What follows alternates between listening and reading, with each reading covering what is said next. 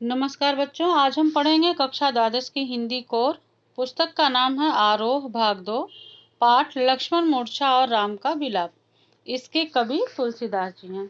बच्चों, इसका चौथा भाग हम यहाँ पर पढ़ेंगे। 3 भाग हमने पढ़ लिया था और पिछले प्रसंग तक यह उल्लेख किया गया था कि जो लक्ष्मण जी हैं वह मूर्छित अवस्था से चेतन अवस्था में आ गए हैं। उनकी मूर्छा टूट गई है। क्योंकि हनुमान जी जो है संजीवनी बूटी वो ले आए थे और वैद्य के द्वारा उनका उपचार कर दिया गया था।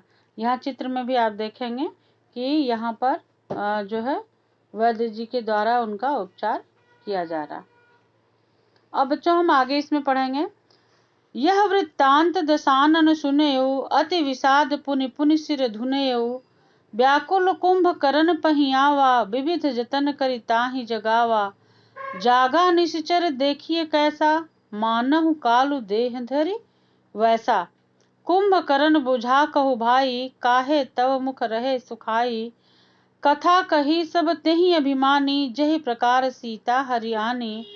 तात कपिन सब निश्चर मारे, महा महा जोधा संहारे।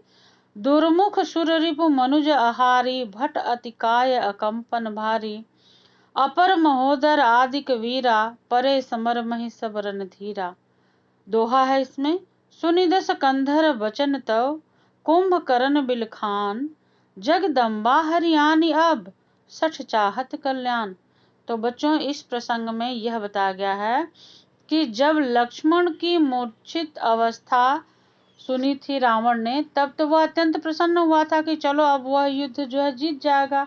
क्योंकि राम के भाई जो हैं वो 2 ही लोग मुख्य रूप से उसमें थे, तो उनकी अब मृत्यु हो जाएगी, ऐसा उसने सोचा था। लेकिन जब उसको यह पता चला कि अब जो है वह पुनः जीवित हो गए हैं, वह पुनः चेतन अवस्था में आ गए हैं, तो जब यह वृत्तांत, यह समाचार दशानन अर्थात रावण ने सुने, मतलब सुना, तो अति विषाद, अत्यंत दुख के साथ वह अपना सिर धुनने लगा। सिर धुनना मुहावरे का प्रयोग किया गया है। तो कहा यह वृत्तांत दशानन सुनेऊ। यह वृत्तांत जब दशानन ने सुना तो वह अत्यंत विषाद से अपना सिर जो है वो बार बार धुनने लगा, अर्थात पटकने लगा। अर्थात कहने का तात्पर्य यह है कि वह परेशान होने लगा कि यह क्या हो गया। क्योंकि उसको यह खुशी थी कि अब जो है लक्ष्मण नहीं बचेंगे। व्याकुल कुंभकर्ण पहियावा, और व्याकुल होकर के वह कहाँ गया? कुंभकर्ण के पास गया। जो उसका भाई था कुंभकर्ण, उसके पास गया। क्योंकि कुंभकर्ण जो है उसको तो पता ही नहीं था कि युद्ध हो रहा है और इस तरह की स्थिति है। ऐसा इसलिए था क्योंकि वह 6 महीने सोते थे और 6 महीने जागते थे, तो वह उस समय निद्रा अवस्था में थे। तो व्याकुल कुंभकर्ण पहियावा, व्याकुल होकर के रावण जो है वो कुंभकर्ण के पास गया और विविध जतन करी ताहि जगावा, और विविध जतन करके वह उनको जगाने का प्रयास करने लगा। जागा निश्चर देखिए कैसा, और जब कुंभकर्ण जागा तो वह देखने में कैसा लग रहा था? मानहु कालु देह धरि वैसा, ऐसा लग रहा था जैसे काल ने स्वयं देह धारण कर लिया है। तो ये आप सभी जानते हैं बच्चों, क्योंकि जो कुंभकर्ण था वह विशाल काय था। उसका शरीर जो है वो बहुत, राक्षस तो जाति के ये थे ही, तो उसका शरीर जो है वो बहुत ही विशाल था। और जब वो जगा तो वैसा ही ऐसा लगा कि जैसे काल जो है वह शरीर धारण करके जग गया हो। तो यहाँ पे उत्प्रेक्षा अलंकार है। मनहु मानहु, ज्यों त्यों, जैसे तैसे आदि वाचक शब्द जब आते हैं तो वहां पर उत्प्रेक्षा अलंकार होता है। उत्प्रेक्षा अलंकार में संभावना होती है, वास्तविकता नहीं होती है, उसमें संभावना व्यक्त की जाती है। कुंभकर्ण बुझा कहु भाई, काहे तव मुख रहे सुखाई। कुंभकर्ण ने बुझा मतलब पूछा। उसने जब देखा रावण को, क्योंकि वो बहुत विचलित अवस्था में, व्याकुल अवस्था में गया था कुंभकर्ण के पास, तो जब कुंभकर्ण जगा तो उसने कहा कि, उसने बुझा मतलब पूछा कि कहो भाई, हे भाई, काहे तव मुख रहे सुखाई, क्यों आपका मुख जो है वो सूखा हुआ है, कुमलाया हुआ है। कथा कही सब तेहि अभिमानी, जब ये बात उसने पूछी कुंभकर्ण ने, तब रावण ने उसको सारी कथा सुनानी शुरू कर दी। जय प्रकार सीता हरि आनी, जिस तरह से उसने सीता का हरण किया था, वो सारी कथा जो है उसने उनको बतानी शुरू कर दी। तात कपिन सब निश्चर मारे, महा महा जोधा संहारे।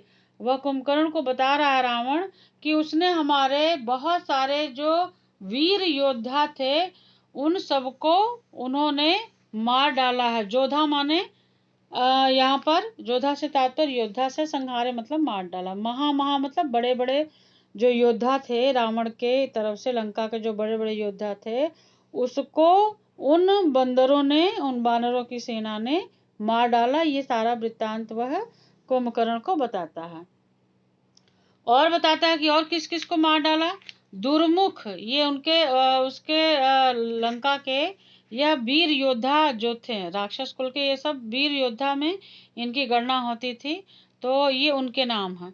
किसको किसको, किन वीर योद्धाओं को, लंका के किन वीर योद्धाओं को बानर सेना ने मार दिया था? दुर्मुख, सुररिपु शत्रुओं का नाश करने वाला, मनुज आहारी, भट्ट अतिकाय, अतिकाय अकंपन, ये महोदर, यह सब जो है वो वहां के वीर योद्धा थे लंका के। इन सब को उस बानर सेना ने मार दिया। परे समर मही सब रणधीरा, यह सारे जो रणधीरा हैं, जो महाबलशाली महापराक्रमी, ये सब जो लंका के जो योद्धा थे वह सब समर माने युद्ध भूमि में पड़े हुए हैं। दोहा आगे। सुनि 10 कंधर, 10 कंधर मतलब 10 कंधों वाला। तो सुनि 10 कंधर वचन तो कुंभकर्ण बिलखान। और जब कुंभकर्ण ने रावण के वचनों को सुना तब वह अत्यंत बिलखान मतलब वह व्याकुल हो गया।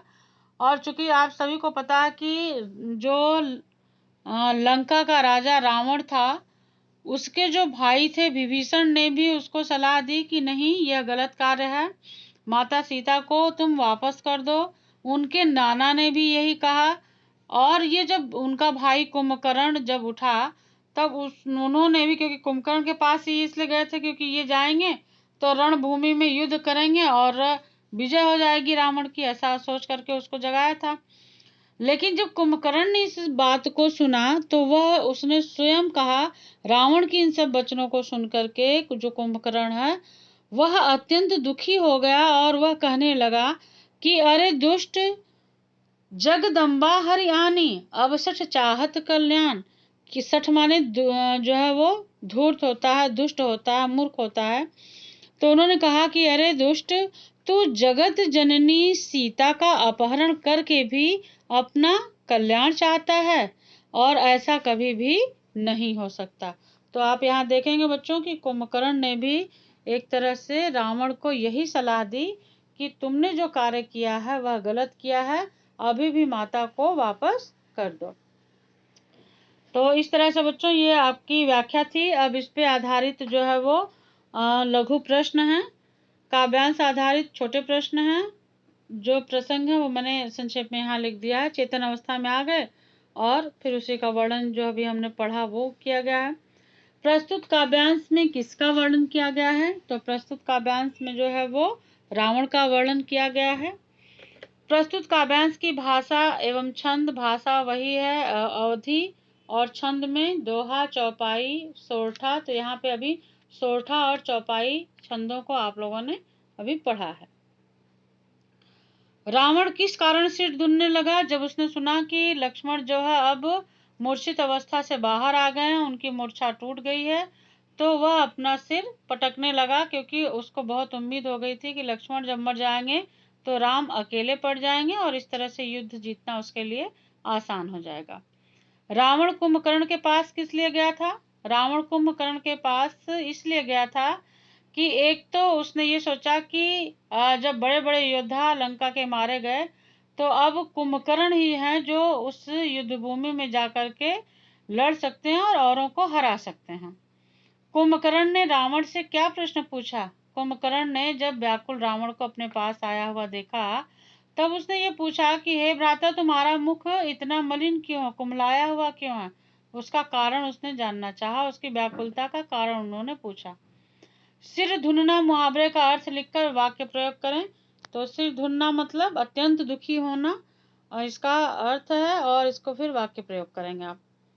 रावण ने कुंभकर्ण के सामने अपनी व्यथा किस प्रकार सुनाई? उसने ये बताया कि जो वानर सेना है उसने सभी जो लंका के जो वीर योद्धा हैं उन सबको मार डाला है, और इस तरह से अब जो है विजय जो है हासिल होना उसे संभव नहीं लग रहा है, और बाकी सारी चीजें उसने अपने भाई से इसी तरह से बताई। रावण के कौन कौन से नामी वीर मारे गए? तो वो मैंने आपको बता दिया था कि दुर्मुख, देव शत्रु, राजाओं का शत्रु, देवांतक नाम था उसका, नरांतक, अतिकाय, अकंपन, महोदर, ये सब जो है उसके वीर योद्धा थे। रावण के वचन सुनकर कुंभकर्ण पर क्या प्रतिक्रिया हुई? रावण के वचन सुनकर के कुंभकर्ण ने क्या कहा, ये अभी लास्ट के जो सोरठा है उसमें मैंने आप लोगों को इसका बताया है, अभी अर्थ बताया है, और उसी से इसके प्रश्न का उत्तर भी आप लिखेंगे कि उस पर यह प्रतिक्रिया कि उसने कहा कि तुमने माता जगदम्बा का ही हरण कर लिया है और यह ठीक कार्य नहीं किया है। इस माता को हरण करने के बाद अब तुम अपना कल्याण चाहते हो, तो यह संभव नहीं है। कुंभकर्ण ने रावण को क्या कहा? तो इसमें भी जो है वो वही है कि कुंभकर्ण ने रावण को कहा कि माता का, जगत जननी का अपहरण करके इस तरह से तुम सुखी नहीं रह सकते हो। तो इस तरह से बच्चों यह पूरा आपका पाठ जो है वो पूर्ण हुआ। ये सभी लघु प्रश्नों के उत्तर आप कर लेंगे और अभ्यास प्रश्न से जितने प्रश्न हैं उन प्रश्नों के उत्तर लिखेंगे तथा उसको अच्छे से याद करेंगे। धन्यवाद।